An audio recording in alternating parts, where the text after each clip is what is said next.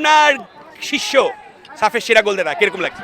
আপনি বাংলাদেশকে নিয়ে গর্ব করার অনেক কিছুই পাবেন, তবে স্পোর্টস যখন হয় সেটার মূল বিষয় এবং আপনার 7টা দেশের মধ্যে এশিয়ার সেরা গোলকিপার যখন হয় বাংলাদেশের, তখন কিন্তু গর্বটা অনেক বেশি।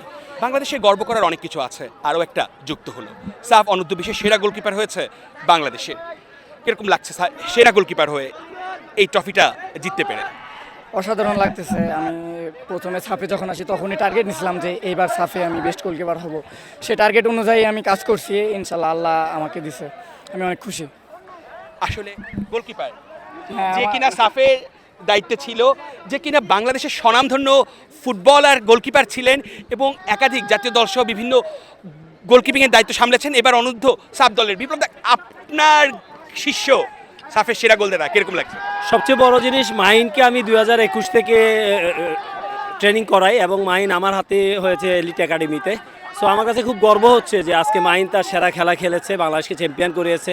আমি সাফ উইনার প্লেয়ার ছিলাম, এখন কোচ হিসাবে আন্ডার-20 চ্যাম্পিয়ন দলের কোচ হিসাবে, গোলকিপার কোচ হিসাবে নিজেকে অন্য একটা অবস্থায়, নিজেকে অনেক ভালো লাগছে এই মুহূর্তে, বলে বোঝাতে পারবো না। বাংলাদেশের মানুষ অনেক দিন অপেক্ষায় ছিল যে আমরা আবারও চ্যাম্পিয়ন হব, আমরা সেই স্বপ্ন পূরণ করতে পেরেছি। আমার বিশ্বাস বাংলাদেশের ফুটবল এখন আর দক্ষিণ এশিয়া না, এশিয়ার লেভেলে যাবে।